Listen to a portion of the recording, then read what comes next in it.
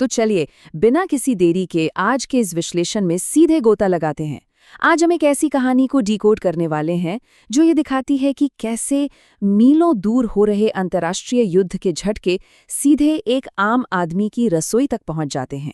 और देखिए, ये कहानी सिर्फ गैस या ईंधन की कमी की नहीं है, बल्कि ये सिस्टम की नाकामी और उससे भिड़ते इंसानी जज्बे की एक बहुत ही दिलचस्प कहानी है। अब इस कॉन्ट्रास्ट को देखिए। एक तरफ वो दूर का युद्ध है जिसने समंदर में बड़े बड़े मालवाहक जहाज़ों को रोक दिया है, ग्लोबल सप्लाई चेन ठप है। लेकिन दूसरी तरफ एक स्थानीय युद्ध चल रहा है जो खाली पेट और गीली लकड़ियों के बीच लड़ा जा रहा है। समंदर पार की एक छोटी सी चिंगारी कैसे किसी गांव के चूल्हों को पूरी तरह ठंडा कर सकती है, बस यही आज का हमारा मेन फोकस है। तो आइए अपने पहले हिस्से की तरफ बढ़ते हैं और देखते हैं कि कैसे एक ग्लोबल सप्लाई का मुद्दा सोमेन नाम के एक आम ग्रामीण के लिए एक बहुत बड़ा सरकारी दुष्स्वप्न बन जाता है। यहाँ सोमेन सिस्टम की एक ऐसी विशाल और ठंडी दीवार से टकराता है जहाँ गैस एजेंसी का क्लर्क उसे सीधे मुंह कह देता है कि भाई, नियम तो नियम है और ये दफ्तर किसी की सहानुभूति से नहीं चलता। मतलब जब संकट आता है ना, तो इंसान के दर्द से कहीं ज्यादा अहम ये कागजी नियम हो जाते हैं। सिस्टम मानो सच में पत्थर का बन जाता है। अब जरा इस टाइमलाइन पर गौर कीजिए, ये वाकई रोंगटे खड़े कर देने वाली है।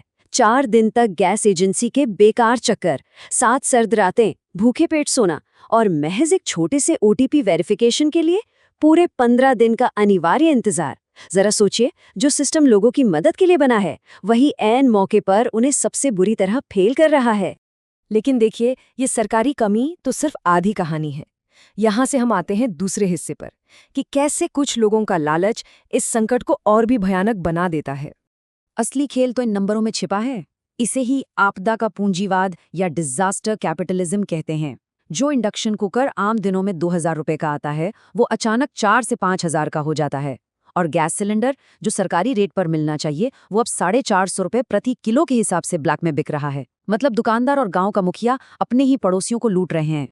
और ये जो लाइन है ना, इंसानियत से पेट नहीं भरता, ये धंधा है। ये कोट इस पूरी स्थिति की कड़वी और डरावनी सच्चाई को एकदम सटीक तरीके से पेश करता है। कैसे संकट के समय किसी एक इंसान की लाचारी किसी दूसरे का प्रॉफिट मार्जिन बन जाती है।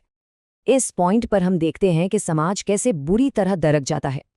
एक तरफ वो शराबी हैं जिन्हें कोई परवाह नहीं, क्योंकि उनकी अवैध शराब की सप्लाई तो भाई बेरोक-टोक चालू है।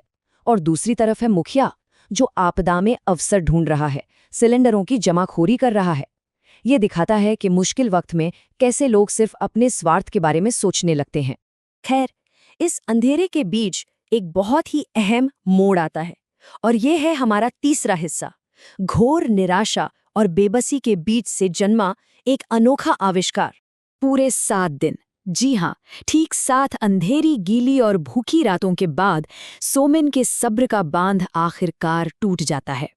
वो तय कर लेता है कि बहुत हो गया, अब वो इस सड़े हुए सिस्टम का एक और लाचार शिकार बनकर नहीं रहेगा। अब इस कमाल के जुगाड़ को जरा डीकोड करते हैं। देखिए, सोमेन ने क्या किया। पुराने टिन के डिब्बे, कुछ लोहे के तार और मिट्टी का एक मोटा लेप, इन सब से उसने हवा के फ्लो को इस तरह से इंजीनियर किया कि पत्थर जैसी ठंडी और गीली लकड़ी भी कम धुएं के साथ और तेज आंच पर जल सके। ये कोई आम चूल्हा नहीं था, ये तो हार ना मानने की एक जिद थी।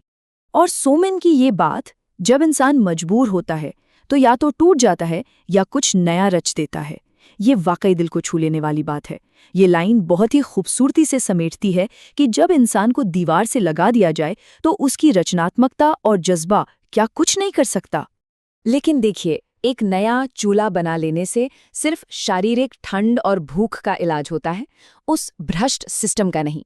तो यहाँ हमारे सामने एक बहुत बड़ा और जरूरी सवाल खड़ा होता है कि एक हाशिए पर खड़ा समुदाय एक पूरी तरह से फिक्स्ड और भ्रष्ट सिस्टम के खिलाफ पलटवार आखिर करता कैसे है। और यहीं से शुरुआत होती है हमारे चौथे हिस्से की, एक ऐसा सामाजिक विद्रोह जो इस भ्रष्ट सिस्टम की जड़ें हिलाकर रख देता है।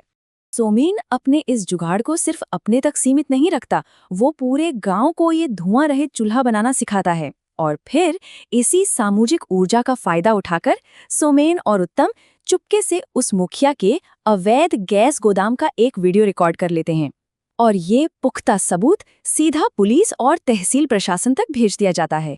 इसके बाद जो होता है वो वाकई बहुत संतोषजनक है। पुलिस की तुरंत रेड पड़ती है, अवैध गोदाम पकड़ा जाता है और मुखिया को गिरफ्तार कर लिया जाता है।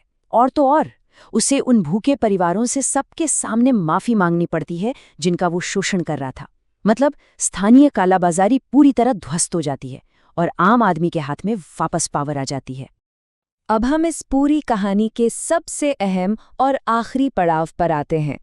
भाग 5, असली आंतरिक युद्ध। देखिए, अंत में जब वो समंदर पार का युद्ध खत्म होता है, सप्लाई चेन खुलती है और गैस के ट्रक वापस गांव पहुंचते हैं, तो एक बहुत ही गहरा कंट्रास्ट सामने आता है। बाहर से आई गैस एक बड़ा समाधान जरूर थी, लेकिन एक असली और छोटी जीत तो गांव के भीतर ही मिल चुकी थी। वो जीत थी आत्मनिर्भरता की, स्थानीय भ्रष्टाचार को उखाड़ फेंकने की और सबसे बढ़कर अपने आत्मसम्मान को बचाने की। लोग कहते हैं कि जंग सिर्फ सरहदों पर होती है, पर असली जंग तो एक गरीब की रसोई में लड़ी जाती है, बेबसी के खिलाफ। सोमेन की इस एक बात ने अभी तक हमने जो कुछ भी एनालाइज किया है उसका पूरा नजरिया ही बदल कर रख दिया। ये एहसास वाकई बहुत गहरा है। तो इस शानदार कहानी और समुदाय की ताकत को देखने के बाद मैं आपको इस आखिरी विचार के साथ छोड़ना चाहूंगा। जब दुनिया के वो विशाल सिस्टम जिन पर हम पूरी तरह निर्भर हैं वो अचानक काम करना बंद कर दें, तो क्या हमारा सबसे बड़ा, सबसे ताकतवर और इकलौता संसाधन सिर्फ हम इंसान और एक दूसरे का साथ ही है? जरा सोचिएगा।